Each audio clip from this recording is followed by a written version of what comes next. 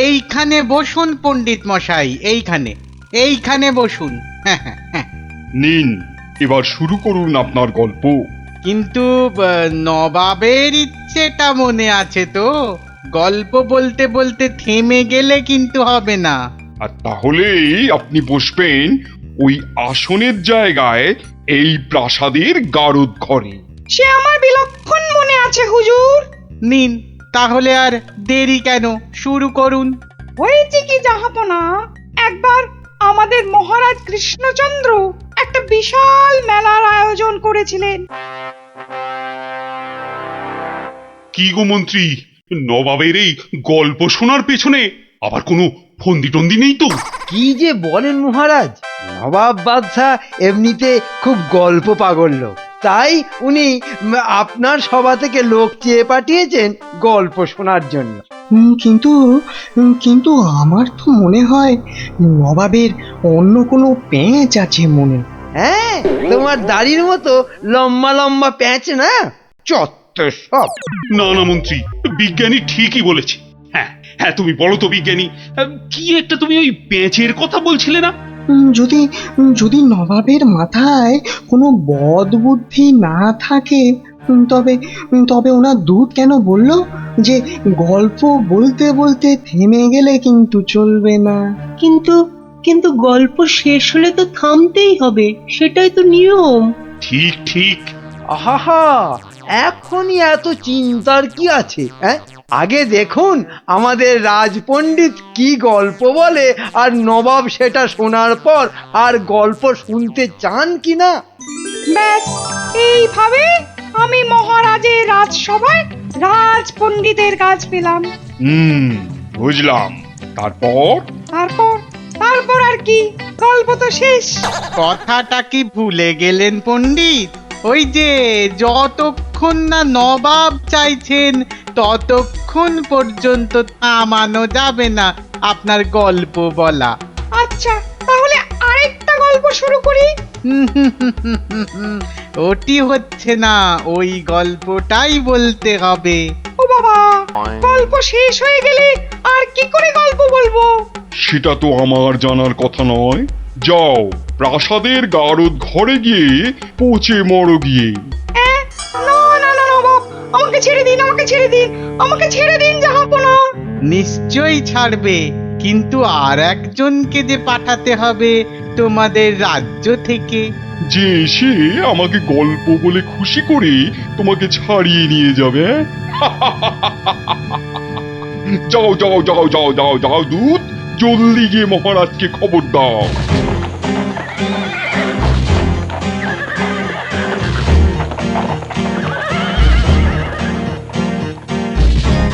আগে আমি জাহাপনাকে একটা যুদ্ধের গল্প শোনাবো। সে শোনাও, কিন্তু থামলে চলবে না কিন্তু, তাহলেই রাজপণ্ডিতের সঙ্গে একসাথে থাকার জন্য গারদে চালন করব, কেমন? শুনুন, সেবার খাম্বাজ রাজার সঙ্গে যুদ্ধে কতগুলো খাম্বাজ সৈন্য কি করেছে, ওদের গায়ের জামা থেকে খা কথাটা খুলে নিয়েছে। হ্যাঁ, তাতে হয়েছেটা কি? বাহ, তাহলে তো ওদের আর খাম্বাজ সৈন্য বলে চেনাই যাবে না।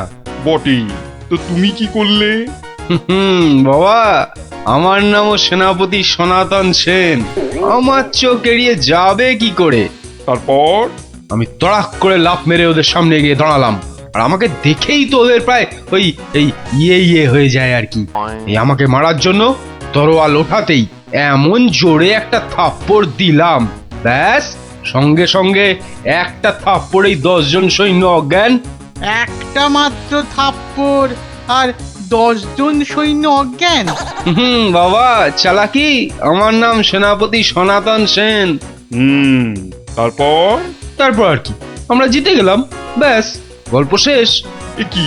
আরে তারপর কি হলো? তারপর আর কি করে জানবো?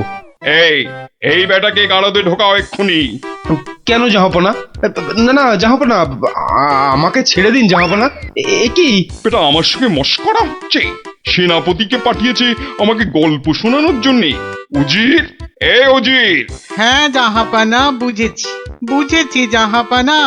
এই দূত, এক্ষুনি যাও, মহারাজকে বলো এবার ঠিকঠাক লোক গল্প বলার মতো যদি না পাঠায় তাহলে কিন্তু নবাব খুব ক্ষেপে গিয়ে কৃষ্ণচন্দ্রকেই সিংহাসন থেকে নামিয়ে দিয়ে আমাকেই কৃষ্ণনগরের রাজা করে দেবেন, তাই না জাহাপানা?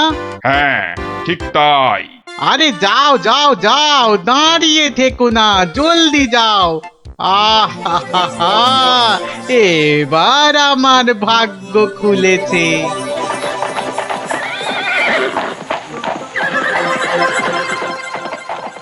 কি মন্ত্রী, দেখেছো তো?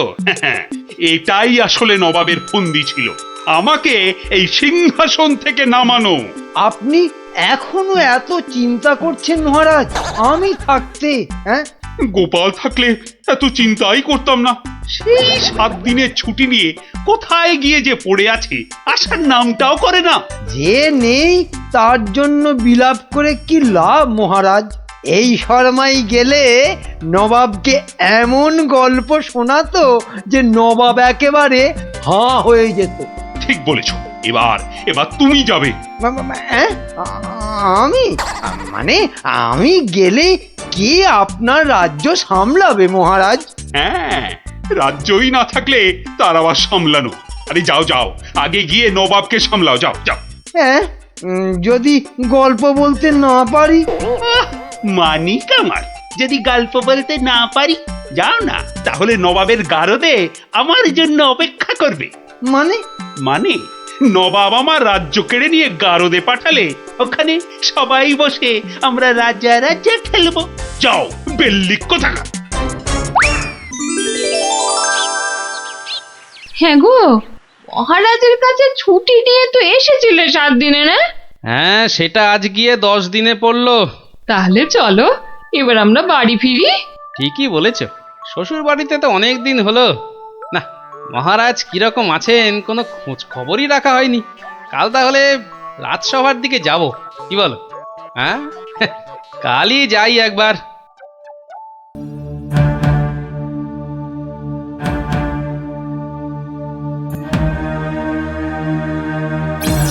এ কি মহারাজ, বসে আছেন? তোমার আর তাতে কি? তোমার শুধু শ্বশুর বাড়িতে ভালো মন্দ খেতে পারলেই তো হলো। না মহারাজ, ওই আসলে ওই অনেকদিন পরে গেলাম তো, ওরা কিছুতেই ছাড়তে চায় না। হ্যাঁ, এদিকে আমার তো এই কৃষ্ণনগরের সিংহাসনটাই মনে হচ্ছে ছাড়তে হবে। বলেন কি? তাহলে শোনো, ব্যাস, আর আমাকে পায় কে? সব উত্তর আমি বই দেখেই টুকে দিলাম। বাহ, তাহলে টুকেই তুমি মন্ত্রিত্বের পরীক্ষায় পাশ করে গেলে। শুধু কি তাই, মৌখিক পরীক্ষার সময় মহারাজের পেটটা খুব গন্ডগোল করলো, আর আমিও মুখে পরীক্ষা না দিয়ে ড্যাং ড্যাং করে মন্ত্রী হয়ে গেলাম। বুঝলাম, কিন্তু তারপর? তারপর তারপর আমি চাকরি করি আর মাইনে পাই, চাকরি করি আর মাইনে পাই। তারপর? তারপর আমি বিয়ে করলাম। তারপর? তারপর তারপর বউয়ের কথায় টুকটাক কোষাগার থেকে পয়সা সরাতে লাগলাম। তারপর? তারপর আর কি, যা করি সবই তো বললাম। তারপর? হলো যা, তারপর আর কিছু নেই। তাহলে তোমার গল্প শেষ হলো? হ্যাঁ।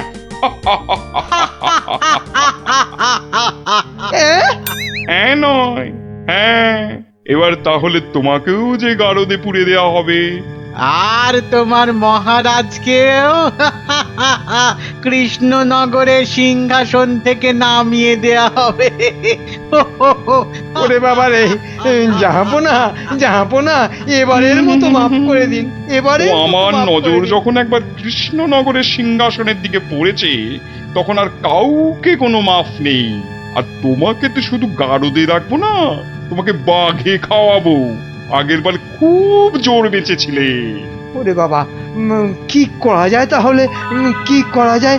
হ্যাঁ হ্যাঁ, গোপাল, হ্যাঁ হ্যাঁ, গোপাল পেয়েছি। জাহাপনা, আগের বার গোপাল আমাকে নিয়ে পালিয়েছিল, আমি যেতে চাইনি। বটে, গোপাল? আচ্ছা উজির, গোপাল তো এখনো গল্প বলতে আসেনি। না জাহাপানা, ওটাকে সরাতে পারলেই আমার রাজা হওয়া কেউ আটকাতে পারবে না। কি বকছো বিড়বিড় করে? না না না জাহাপানা, বলছিলাম যে গোপালকে আসতে বলি। নিশ্চয়ই, ওকেও যে আমার গারদে লাগবে। দূত, যাও গিয়ে কৃষ্ণচন্দ্রকে খবর দাও, গোপালকে পাঠাতে বলো। শেষ ভরসা এখন ওই গোপাল। বুঝলে তো অবস্থাটা? আমাকে যেতে দিন মহারাজ। না না গোপাল, আর আমি আমার রাজসভার কাউকে নবাবের কাছে ওই গারদে আটকে রাখার জন্য পাঠাতে পারবো না। আহা, গারদে আটকে থাকার জন্য তো পাঠাবেন না, নবাবকে গল্প শোনাবার জন্য পাঠাবেন। তোমার কি মাথাটা খারাপ হয়ে গেল গোপাল? না না, আমার রাজত্ব সিংহাসন কিচ্ছু চাই না, আর প্রজারাও আমার জন্য অসুবিধে পড়ুক সেটা তো আমি একেবারেই চাই না। কিন্তু নবাব যখন শেষ সুযোগ একটা দিয়েছেন, তখন তো সেটার সদ্ব্যবহার করতে হবে। তাহলে গোপাল, তোমার গল্প শুরু করো। শর্তটা মনে আছে তো? বিলক্ষণ। কিন্তু আমার গল্প শুনতে শুরু করার আগে আমারও যে একটা ছোট্ট শর্ত আছে। তোমার আবার শর্ত? বলে ফেলো, বলে ফেলো। আমার গল্প বলার সময় কিন্তু কোনো মতেই বাধা দেওয়া বা গল্প বলা বন্ধ করতে বলা চলবে না। আর সেটা করলেই আমি যা চাইবো তাই দিতে হবে। বেটা কখন গল্প বলা শেষ করে গারদে চলে যাবে নিজেই বুঝতে পারবে না। আচ্ছা আচ্ছা আচ্ছা আচ্ছা, বলবো না, বলবো না। মনে রাখবেন কিন্তু জাহাপানা। এই বেটা টেকো বাঁটুল, অত বক বক না করে তোমার গল্প শুরু করো তো বাপু। হ্যাঁ, এবার তাহলে শুরু করি। হয়েছে কি, একবার এক ধানের ক্ষেতে প্রচুর ফলন হয়েছে। চারিদিকে শুধু ধান আর ধান, যেদিকে তাকাই শুধু সোনালী রং আর সোনালী রং। এদিকে ধান আর ওদিকে ধান, এই পাশে সোনালী রং আর ওই পাশে সোনালী রং। আরে গো, সেই তো কখন থেকে এক ধান আর সোনালী রঙেই আটকে আছো। হ্যাঁ, এবার হলো কি, সেই ক্ষেতের পাশে ছিল এক দঙ্গল পঙ্গপাল। তারপর? তো সেই ধানের গন্ধ নাকে গেল প্রথমে এক পঙ্গপালের। তারপর? ব্যাস, সেই পঙ্গপাল খবর দিল তার পাশের পঙ্গপালকে। তারপর?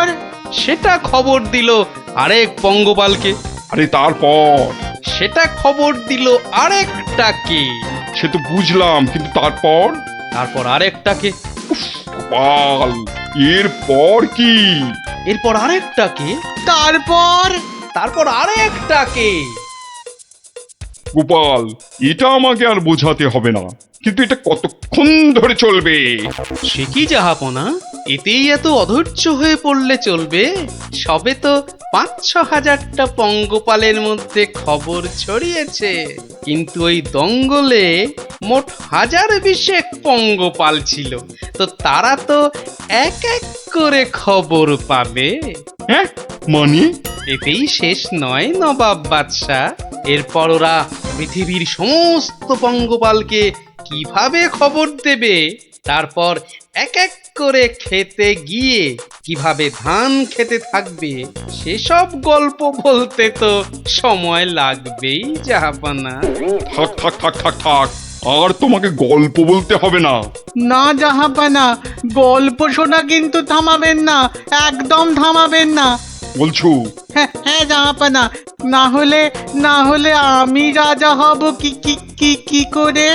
বটে, এটা তাহলে তোর বুদ্ধি। দেখাচ্ছি মজা। বলো তাহলে, তারপর কি? বলছিলাম কি জাহাপনা, আমি তো আস্তে আস্তে বলছি।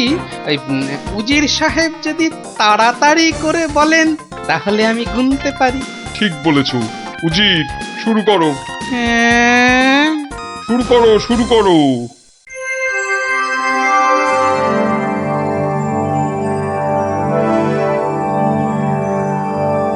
তারপর আর একটা খবর পেল, তারপর আর একটা, তারপর আর একটা, তারপর আর একটা, গোপাল, আর আর কত? আর কোটি খানেক হবে, কোটি খানেক হবে জাহাপনা, এক্ষুনি হয়ে যাবে। বন্ধ করো তোমার গল্প, বন্ধ করো। কিন্তু জাহাপনা, আমার গল্প বলার শুরুতেই একটা শর্ত ছিল যে আমাকে গল্প বলা কোনো মতেই বন্ধ করতে বলা চলবে না। আমি আমি রাজা হব, আমি রাজা হব, আমি রাজা হব জাহাপনা। আমি গারদ থেকে মন্ত্রী, পণ্ডিত আর সেনাপতিকে ছেড়ে দিচ্ছি, আর তোমাকে 1000টা সোনার মোহর দিচ্ছি। তুমি বাড়ি যাও গোপাল, তুমি বাড়ি যাও। নবাবের জয় হোক,